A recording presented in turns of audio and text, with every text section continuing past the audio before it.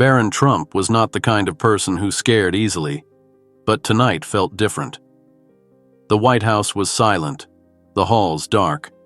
It was past 2 a.m. when he woke up, a strange feeling settling in his chest.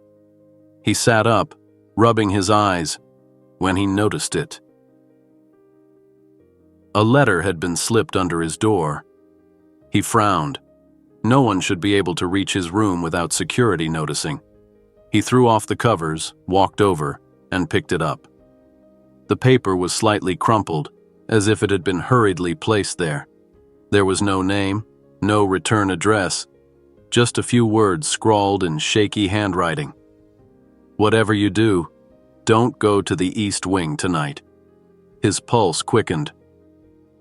What was happening in the East Wing? And more importantly, who had left him this warning? Barron's mind raced.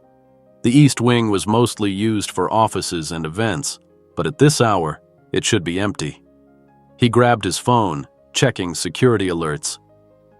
Nothing. No unusual movement, no alarms. If something was happening, it wasn't being reported. That only made him more suspicious. He had two choices: ignore the note and pretend nothing was wrong, or find out the truth himself. His gut told him he couldn't just let it go. He took a deep breath, pulled on a jacket, and slipped out of his room.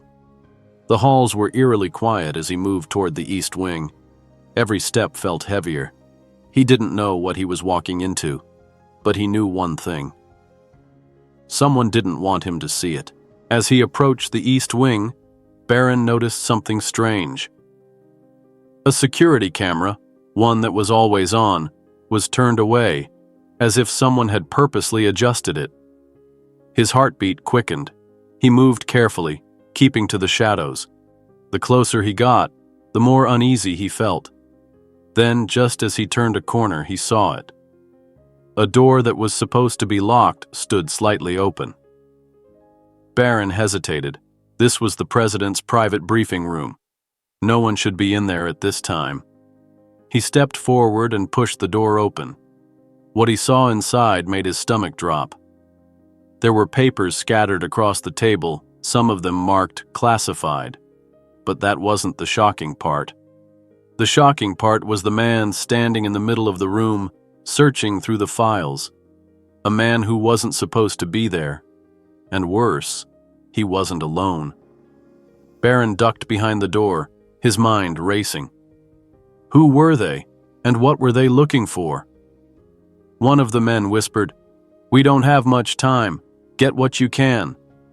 The other one nodded, flipping through the papers at lightning speed. Barron's fists clenched. This wasn't some mistake. This was a break-in. And somehow the intruders had bypassed security. Did that mean someone on the inside was helping them? Barron reached for his phone to take a picture, but as soon as he lifted it, a loose floorboard creaked beneath his foot. The room went silent. The two men froze. Then, slowly, one of them turned his head, directly toward Barron. Barron's breath caught. Run. That was the only thought in his mind. He turned and sprinted back down the hallway. Behind him, footsteps pounded against the marble floor. "Hey, stop!" one of them shouted. Barron didn't stop. He dodged through the halls, his pulse hammering in his ears. He needed to reach security. But just as he neared the main corridor, a pair of hands grabbed him, yanking him into the shadows.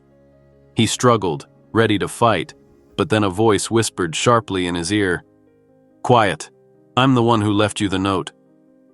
Barron's breath came in ragged gasps as he turned his head slightly. The man holding him wasn't one of the intruders. He was someone else, someone who had known this was going to happen. Barron swallowed hard. "Who are you?" The man's grip tightened.